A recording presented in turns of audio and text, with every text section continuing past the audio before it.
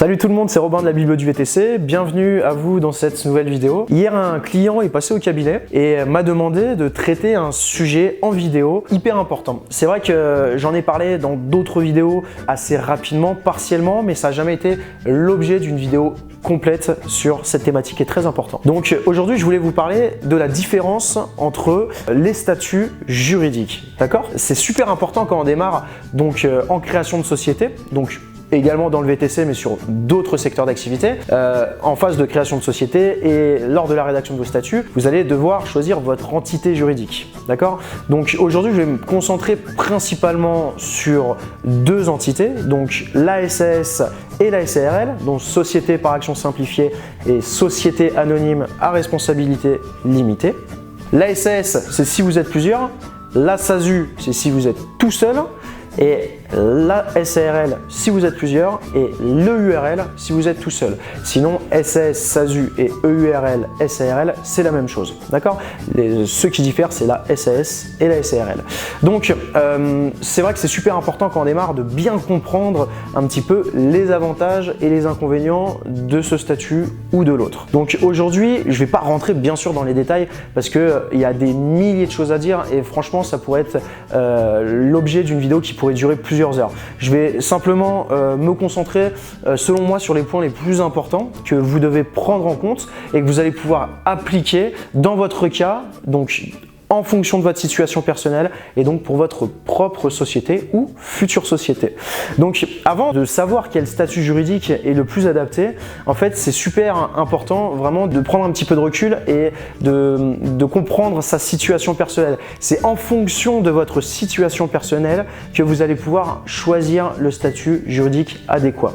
En l'occurrence, la première chose que vous allez devoir faire, vous allez devoir calculer vos besoins personnels, vos besoins, de combien avez-vous besoin pour vivre de manière, on va dire, mensuelle. Donc pour payer le loyer, pour payer les factures, pour payer la nourriture, etc., etc. Ça va être la première étape.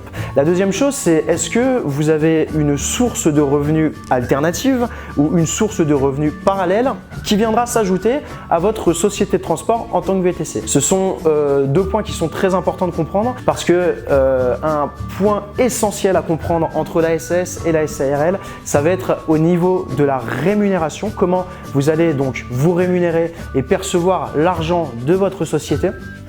Donc il y a pas mal de possibilités pour percevoir l'argent de sa société. Une des possibilités va être tout simplement le remboursement des notes de frais. C'est-à-dire que dans le cadre de votre société et dans le cadre de certaines dépenses quotidiennes, vous avez le droit de faire passer un nombre de dépenses qui sont personnelles à la base et vous avez le droit de les faire basculer en professionnel. Je m'explique. Par exemple, tout ce qui est téléphone, tout ce qui est internet, tout ce qui est EDF, tout ce qui est une partie du loyer, etc. etc.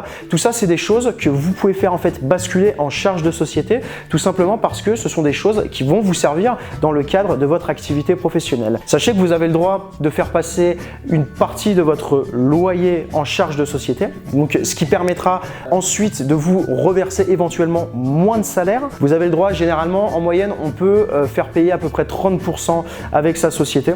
Tout ce qui est téléphone, tout ce qui est internet, tout ce qui est frais de restauration, tout ce qui est frais de transport, tout ce qui est achat, donc acquisition par exemple de matériel informatique, ordinateur, téléphone portable, etc.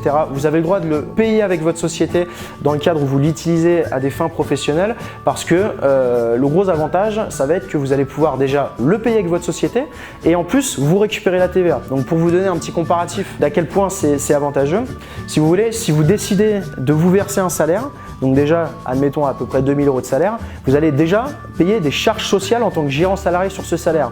En plus, ensuite, si vous voulez acheter cet ordinateur ou ce téléphone portable, vous allez le payer TTC, d'accord?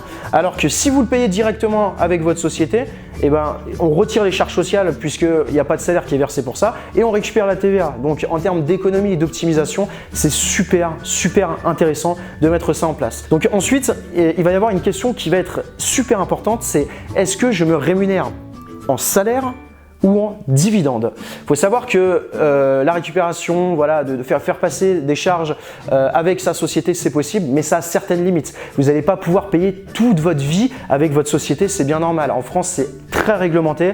On n'a pas le droit de s'acheter des vêtements, on n'a pas le droit de non plus faire ses courses avec sa carte bancaire professionnelle. Donc, il faut faire attention à ce niveau-là.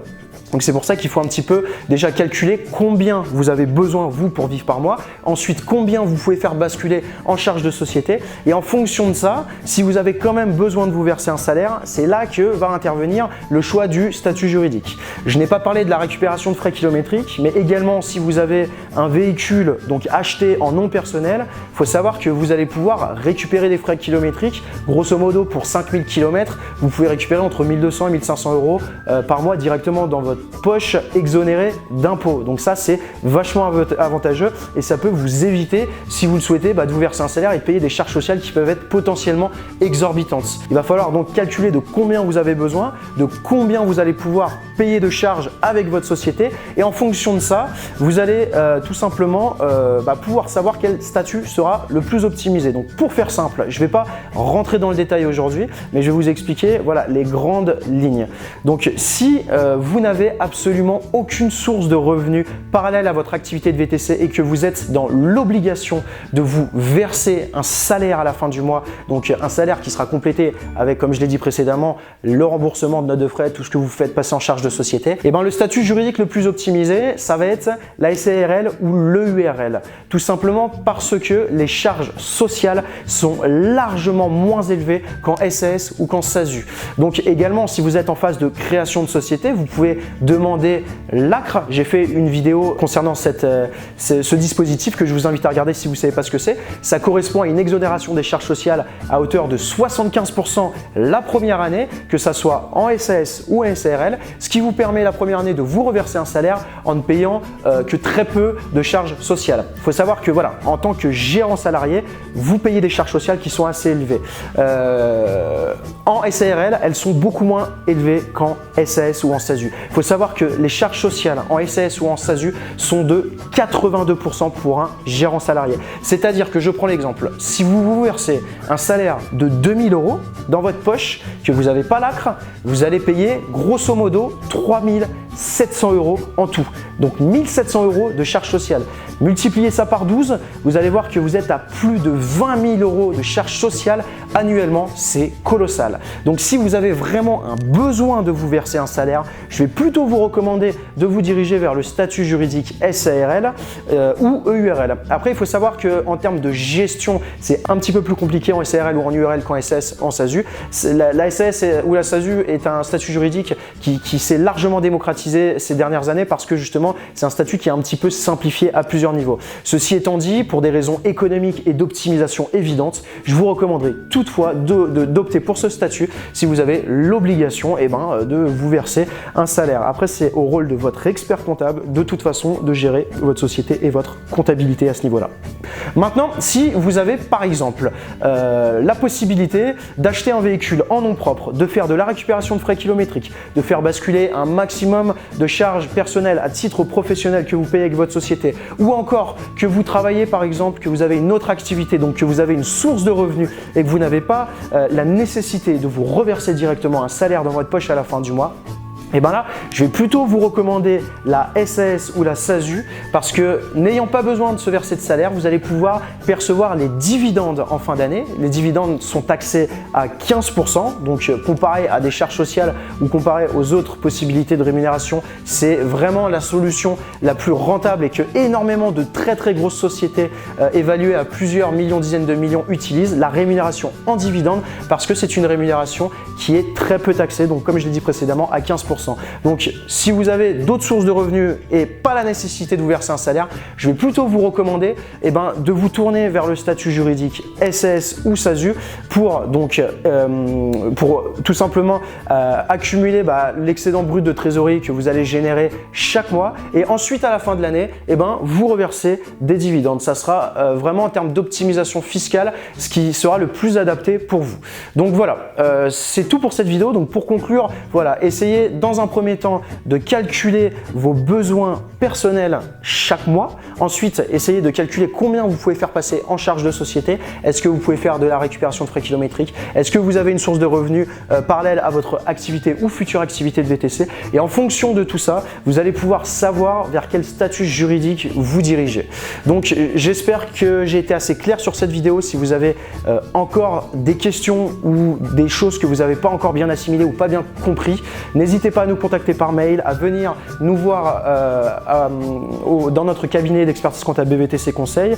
On est à Asnières-sur-Seine. Vous pouvez nous appeler ou nous envoyer un mail. On prendra un rendez-vous avec vous avec grand plaisir.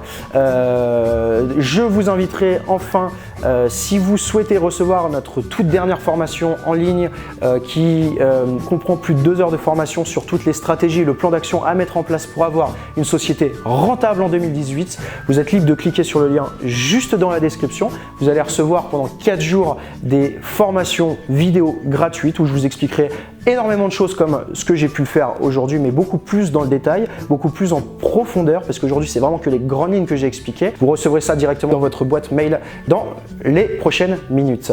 Je vous dis à très bientôt, je vous souhaite une bonne journée à tous. Ciao ciao.